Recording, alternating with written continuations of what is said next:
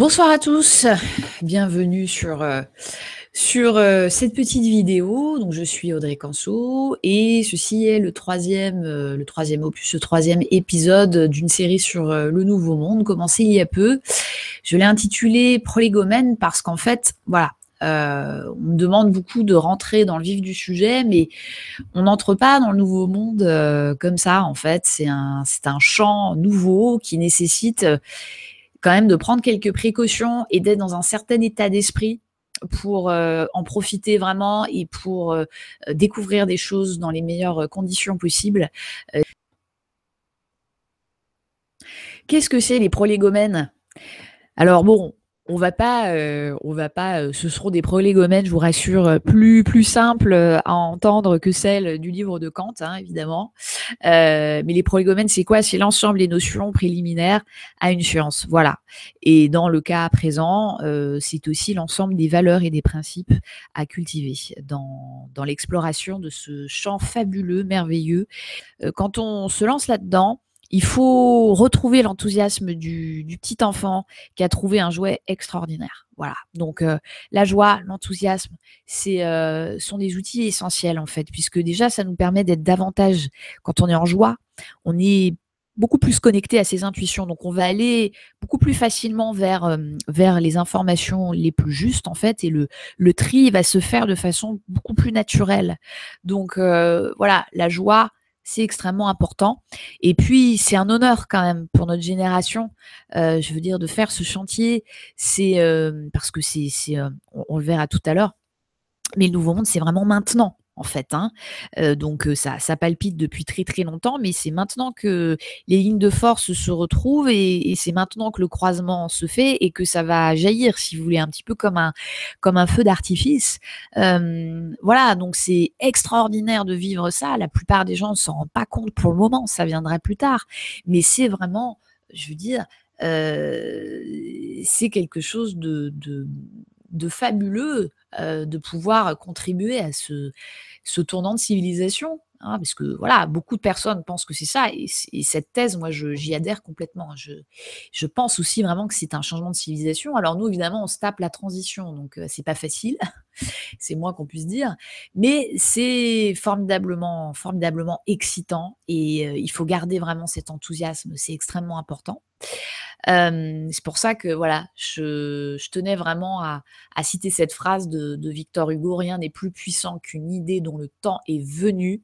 Et ben, on est là-dedans, quoi. Excusez-moi d'être vulgaire. On est vraiment là-dedans et il faut le clamer haut et fort. C'est voilà, je sais qu'on a tous nos problèmes dans le quotidien et tout ça, mais là, il y a quelque chose d'énorme qui est en train de se passer. Donc prenons du recul par rapport à nos petits tracas du quotidien, les élections électorales, les machins, les trucs, parce qu'en fait, tout ça, c'est rien du tout par rapport à ce qui est vraiment en train de se passer. Hem,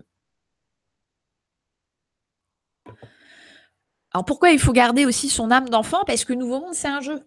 C'est un grand jeu, donc avec des pièges à éviter, comme on l'a dit au début, mais c'est un grand jeu de pistes puisque, comme j'ai expliqué tout à l'heure, voilà, c'est là, on arrive à un croisement de plein de choses, de lignes de force, donc qui relèvent de plein de disciplines, hein, l'économie meurt et il y en a une autre là qui est en train d'émerger avec du pire comme du meilleur, mais l'essentiel c'est que ça bouge avec des phénomènes sociaux comme l'éveil de conscience, avec des nouvelles découvertes scientifiques. Il y a aussi, apparemment, ça reste à prouver, mais des idées qui circulent sur le fait que au niveau de l'espace, il se passe énormément de choses. Donc le Nouveau Monde, c'est maintenant. Donc voilà, go, il faut y aller. On est dans l'œil du cyclone, donc il faut y aller. Même si on se plante, il faut y aller, quoi, en fait. C'est ça qui est important. Alors évidemment, comme on est dans l'œil du cyclone et qu'il y a plein de choses qui se croisent, le jeu consiste à reconnecter plein de choses entre elles. Voilà, l'autre jour, j'étais, à un déjeuner, puis je parlais du Nouveau Monde et un jeune homme me demande: «Mais quel est le rapport entre les textes sacrés et les découvertes scientifiques?» Donc voilà, j'ai essayé de lui expliquer qu'en fait tout ça était extrêmement lié, tout du moins certains passages de certains textes sacrés avec, avec certaines découvertes scientifiques. Donc le nouveau monde, c'est ça, c'est faut devenir des ingénieurs, des ponts et chaussées de la pensée et faire des liens, même si, on n'est pas sûr de son coup. Après on travaille, on vérifie et tout ça, mais il faut suivre ses intuitions et moi c'est vraiment comme ça que m'est apparu le nouveau monde. Moi et puis sûrement plein d'autres gens, hein, mais c'est quand j'ai commencé à faire les liens, en fait, et où je me suis dit: «Mais attends, il y a une cohérence extraordinaire qui est en train de se dégager de tout ça, il faut absolument creuser». Ce jeu de piste, il est pas facile. Pourquoi? Parce qu'il y a plein de choses qui se passent effectivement dans l'invisible, hein. Donc comme je l'ai dit, dans un premier tuto, il y a énormément d'informations qui sont dans l'invisible et ces informations attendent d'être, qu'on se reconnecte en fait à elles. Donc en gros, ce qu'on appelle ce changement de civilisation est en train de se tramer dans l'invisible et il y a une espèce de paradoxe incroyable entre l'énormité de ce qui est en train de se passer et le fait que ça se passe en grande partie dans l'invisible. Et que en plus, ça se passe dans l'invisible et puis ça se passe aussi dans un certain silence, puisque très peu de gens en parlent. Les médias de masse, ils sont, je pense, pour la plupart même pas au courant ou en tout cas, ils ont pas spécialement envie d'en parler et sur les médias alternatifs, ça commence un petit peu, il y a des sites qui naissent et tout ça, mais globalement, le paradoxe incroyable, c'est que visiblement, et ça n'engage que moi, mais un changement de civilisation est en train de se tramer dans l'invisible et dans le silence. Un silence quasi total. Donc on est quand même face à un énorme paradoxe. Pour entrer dans le nouveau monde, autre chose très importante, faut partir du principe que, heu, il va y avoir énormément de croyances, rances à jeter aux ronces. Voilà, et la première, moi qui me gêne énormément, c'est: «Je ne crois que ce que je vois». Heu, alors je ne crois que ce que je vois, je pense qu'aujourd'hui c'est quelque chose qu'on ne peut plus dire puisqu'en fait c'est vraiment en dépit de toute logique. Heu, sans même parler effectivement de la bah, enfin de la physique, des maths, enfin, on sait bien que voilà, enfin les grains de Planck par exemple qui sont donc des informations qui sont, l'unité la plus petite qu'on connaisse, aujourd'hui, bon, bah, les grains de Planck, on les voit pas et pourtant les grains de Planck, ce sont des voilà, ce sont des petites unités, qui ont une énergie, qui ont voilà, qui se déplacent, enfin, c'est et on ne les voit pas. Pour être plus, prosaïque, quand j'écoute la radio, j'entends bien, la radio, mais je ne vois pas les ondes se balader dans l'air et pourtant ma radio existe bien. Mon chien, il est capable d'entendre des sons que moi je ne peux pas entendre. Donc tout ça pour dire quoi? Que nous ne percevons, qu'une très, très faible partie du spectre de la réalité, hein, la réalité tant sur le point de vue auditif que, du toucher, que, visuel et cetera. Donc, quand quelqu'un dit: «Je ne crois que ce que je vois», la première chose que j'ai envie de lui dire: «Mais qu'est-ce que tu crois que enfin, que peux-tu voir déjà? Pose-toi la question. Que peux-tu voir avec tes yeux physiques?» Ben, pas grand-chose. Et la deuxième question essentielle qu'il faudra se poser, c'est: «Qu'est-ce qu'on m'a appris à croire aussi?» Ça, c'est évidemment, heu, un énorme chantier. Qu'est-ce qu'on m'a appris à croire? Voilà et il faudra accepter de tout tout ce qu'on pense être vrai, bah, de le remettre en question et on verra qu'au final, il reste pas grand-chose, en fait. Donc le nouveau monde, c'est accepter d'entrer dans l'inconfort, hein. On est bousculé beaucoup puisque voilà, on a bâti nos sociétés sur des illusions, des valeurs qui, pour beaucoup d'entre elles, sont fausses. Donc voilà, ça va balayer tout ça et ce que j'ai oublié de dire par rapport à l'invisible, c'est que, bon, je pense que beaucoup d'entre vous, vous avez entendu parler de cette fameuse, montée en vibration et voilà, la montée en vibration, on pourrait en parler 2 heures, mais pour la faire courte, ça voudrait dire que, bon, on sait que la Terre, traverse l'univers à environ 80 000 km/h, donc en fait la Terre, c'est un vaisseau spatial, hein, c'est pas, abusif de dire ça, c'est un fait et certaines personnes, dont des scientifiques, disent que nous serions irradiés par des énergies d'une extrême puissance, particulièrement en ce moment, enfin depuis plusieurs années en fait, mais ça a montré en puissance et qu'en gros, ces énergies pénétreraient vraiment jusqu'au fin fond de nos cellules et seraient là pour faire remonter toutes les informations, puisque vous savez qu'on n'est que information, la matière, tout n'est qu'information en fait. Enfin, en tout cas au stade aujourd'hui, qu'a atteint la physique. Peut-être que dans, comme dit, hem, Karl Popper, toute vérité, est une erreur en sursis. Donc peut-être que dans 10 ans on racontera autre chose, mais en tout cas on sait aujourd'hui que la matière c'est que de l'information, quoi. Et toutes les informations qui, n'ont pas été ce qu'on appelle alchimisées, donc ça on en parlera plus tard, et qui sont engrammées au fin fond de nos cellules, de notre mémoire, enfin, voilà, je ne vais pas me lancer là-dedans parce qu'il y en a pour 3 heures.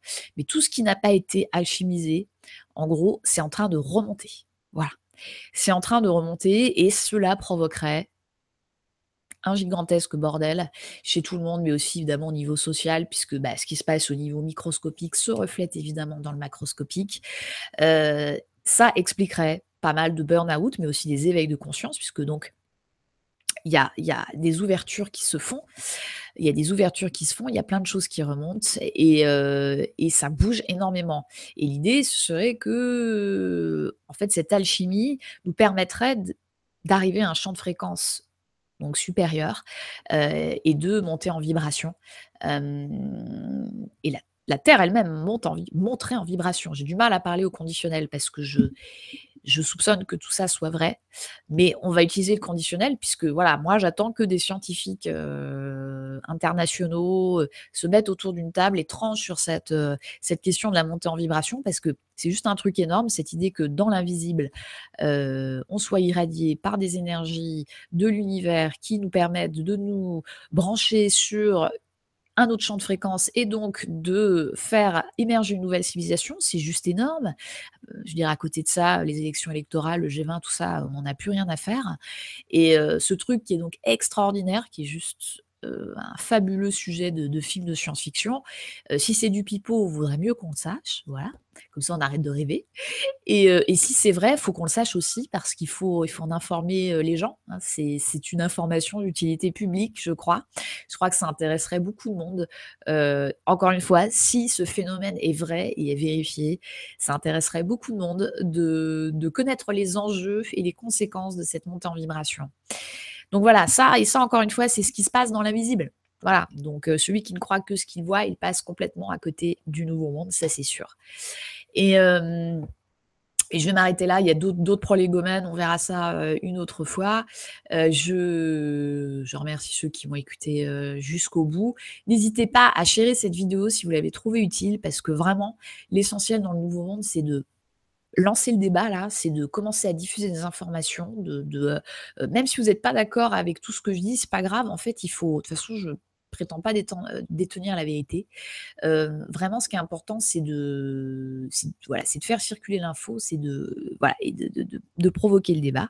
N'hésitez pas à vous abonner, à ma chaîne YouTube si vous voulez être prévenu des nouvelles vidéos et voilà, je recevrai sur CTVM TV la semaine prochaine un entrepreneur de grand talent qui s'appelle Olivier, Roland. Pour moi, c'est important de recevoir des entrepreneurs de ce genre puisque, je crois que voilà, c'est compliqué de faire de la politique aujourd'hui. C'est compliqué aussi d'attendre beaucoup de choses de notre classe politique, actuelle. Donc, si on veut changer, le monde, les choses, créons des nouvelles entreprises, dans un nouvel esprit, qui, promulguent qui sont basées sur une autre vision de l'homme, évidemment, qui sont basées non plus sur la peur de manquer, mais sur la foi en l'univers et la foi en l'abondance de l'univers. Et je parlerai notamment du mode Opale, plus tard, qui pour moi a été une grande découverte en matière de création d'entreprise. Et voilà, et les nouveaux entrepreneurs, peuvent être les nouveaux héros d'aujourd'hui et par les produits aussi qui sont les nouveaux produits, les nouveaux modes de vie. Évidemment, c'est une façon de changer le monde. Donc voilà, c'est super important de leur donner vraiment une grande place. Donc voilà, je reviendrai très vite, avec une nouvelle vidéo parce que ces prolégomènes, voilà, il faut en terminer pour ensuite, vraiment, rentrer dans le vif du sujet. Pour terminer, je garderai le même credo et je vous dirai que la sagesse est la seule issue et pour rendre hommage à Audiard, je répéterai que: «Bienheureux les fêlés car ils laissent passer la lumière». Bonsoir.